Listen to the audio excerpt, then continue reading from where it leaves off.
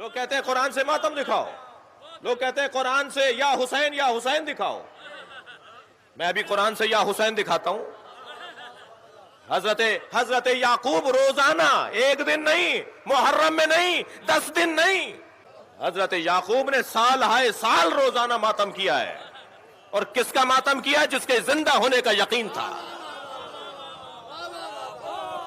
حضرت یعقوب کیا کہہ رہے ہیں؟ حضرت یعقوب روزانہ ایک ہاتھ زانو پر مارتے تھے، ایک ہاتھ سینے پر مارتے تھے، ایک ہاتھ سر پر مارتے تھے، اور سر پر، زانو پر اور سینے پر ہاتھ مارتے ہوئے کہتے تھے یا صفا علی یوسفا، جسے آپ یا حسین بولتے ہیں.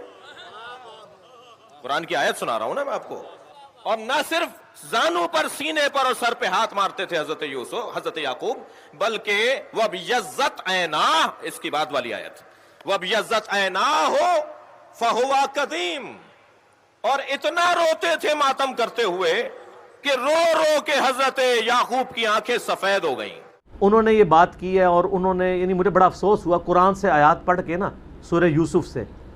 حضرت یعقوب علیہ السلام جو افسوس کرتے تھے یوسف علیہ السلام کے لیے، وہ تو اس میں الفاظ ہیں، وہ ہائے یوسف کہتے تھے، اور یوسف افسوس یوسف کے اوپر، اور یوسف کو یاد کر کے روتے تھے حتیٰ کہ ان کی بینائی چلی گئی. اس کے ساتھ انہوں نے ساتھ خود کہانی جوڑ لی کہ ایک ہاتھ یہاں مارتے تھے، ایک یہاں مارتے تھے، تو ہم یہاں مار لیں تو کیا ہے؟ یہ قرآن کی کس آیت میں لکھا ہوا ہے؟ یعنی یہ آپ کہانی بند کریں، سورہ یوسف کھول کے خود 80 نمبر آیت سے آنورڈ پڑھ لیں، پارہ نمبر 12 کے اندر، اور مجھے بتائیں کہ کہاں لکھا ہے کہ وہ ماتم کرتے تھے. ہوتا یہی ہے کہ آدھا سچ بڑا خطرناک ہوتا ہے، آدھا تو سچ ہے. سر ہم بھی غم کر رہے ہیں، اور میں تو بہت بڑی بات کرتا ہوں، دنیا کا بڑے سے بڑا شیعہ آ کے مجھ سے اگر محبت اہل بیت ایکسچینج کرنا چاہے نا، تو میں جو اہل بیت کے لیے محبت رکھتا ہوں نا، میں کبھی بھی اس کے ساتھ ایکسچینج نہ کروں. میرے پاس اس سے بڑھ کے ہے، مجھے کسی سے سرٹیفکیٹ لینے کی ضرورت نہیں. لیکن قرآن و سنت میں تو آپ تعریف نہ کریں، توحید کا جنازہ تو نہ نکالیں، اپنی طرف سے تو چیزیں بیان نہ کریں، نوح میں استغاثے تو نہ کریں، امداد تو نہ مانگیں. اور وہ اس واقعے سے جو سہارا لیتے ہیں، قرآن کھول کے خود پڑھ لیں، کوئی ماتم نہیں اس کے اندر لکھا ہوا، خام خواہ نکالتے ہیں. نوحے میں بھی ہمیں صرف اس نوحے سے اختلاف ہے جس میں چیخو پکار کی جائے، آوازیں بلند کی جائے.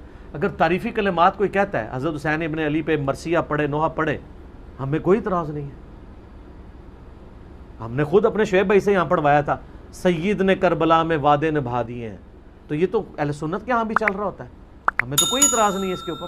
لیکن واہ ویلا نہ کریں، چیخو پکار نہ کریں، اور اس میں جھوٹی تعریف نہ کریں، سچی تعریف کریں.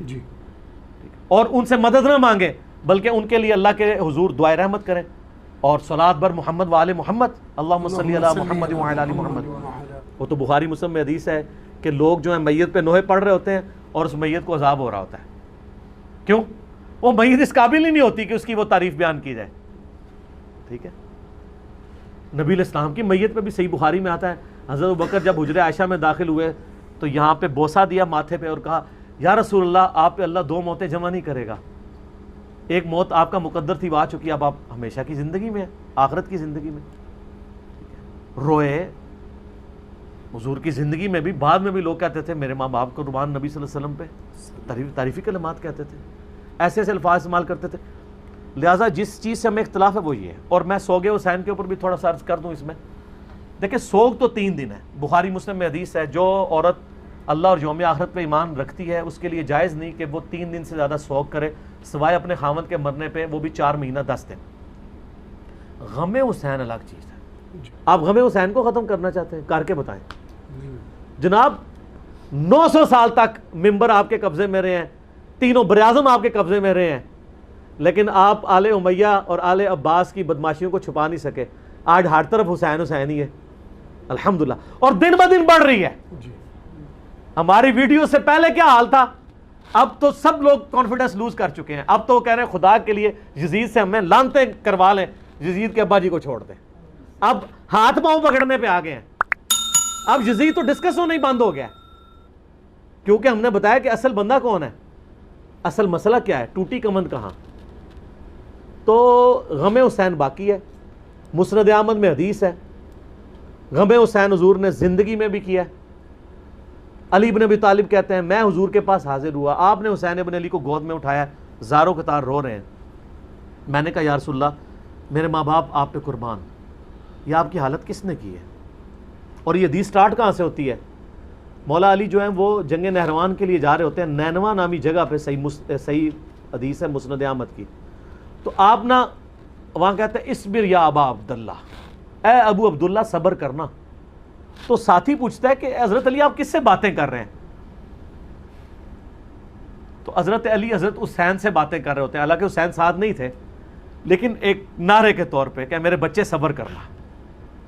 تو انہوں نے کہا کہ مجھے یہاں پہ حضور کی ایک حدیث یاد آئی ہے، کیونکہ اسی جگہ کے بارے میں نبی علیہ السلام نے مجھے بتایا تھا۔ ایک دن میں آپ کے گھر داخل ہوا، حسین ابن علی کو گود میں اٹھایا میں، چھوٹا سا بچہ ہے 3-4 سال کا، آپ رو رہے ہیں۔ میں نے پوچھا یا رسول اللہ آپ کو کس نے غمگین کیا؟ تو فرمایا ابھی جبرائیل علیہ السلام میرے پاس آئے تھے، انہوں نے مجھے بتایا کہ آپ کی امت حسین کو قتل کر دے گی فرات کے کنارے، اور میری خواہش پہ جبرائیل نے یوں ہاتھ مار کے مجھے کربلا کی سرخ مٹی بھی دکھائی، جس کی وجہ سے میں غمزدہ ہو گیا اور میرے آنسو نکل آئے۔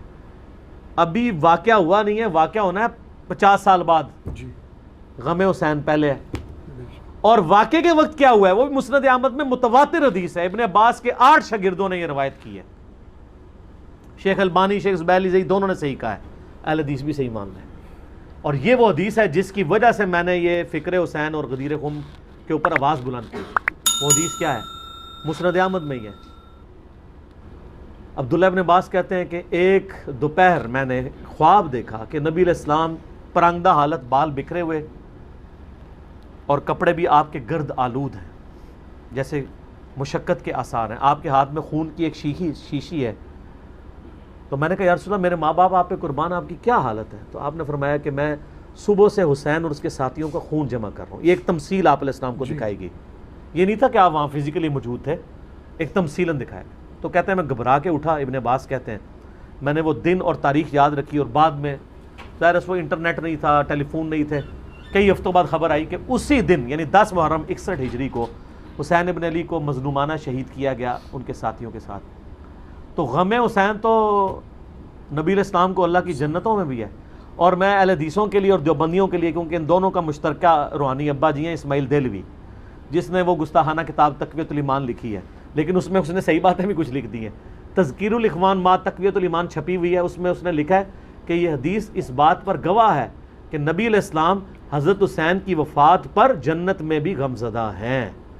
اور اس کتاب میں وہ جگہ جگہ لکھتے ہیں یزید پلید، یہ تو سعودیہ ایران کی ٹسل کے بعد یہ یزید کے دفاع کرنے والے اہل حدیث ہیں، ورنہ میں آپ کو حلفیہ کہتا ہوں کہ ناسبیت اور یزیدیت کے خلاف جتنا کام کیا نا وہ اہل حدیثوں نے کیا۔